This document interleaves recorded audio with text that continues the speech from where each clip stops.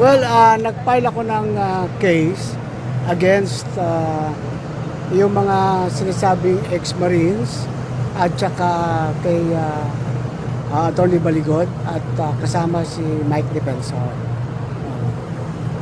If you remember, isinama nila ako doon sa affidavit, unsigned affidavit, and that is really malicious and fabrication and bereft of truth. So I have to protect my name.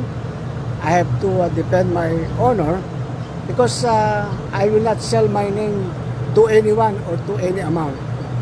So that is really a malicious imputation. So nag-file ako ngayon. This is just the first, no? May mga succeeding cases pa ako na ipapile. No? Ang ipinal ko ngayon ay Article 154, which is unlawful means of publication or unlawful utterances. Yung tinatawag nating fake news, fake publication. This is in line also with the RA 10175. This is the Cybercrime Prevention Act of 2012.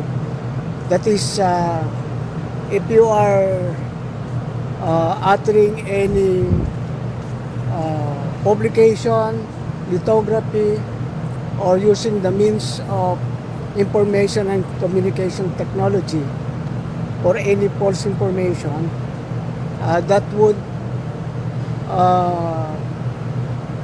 actually endanger public order or cause damage, or that will cause or damage the credit or interest of the state. So yun yung pinal ko na kaso.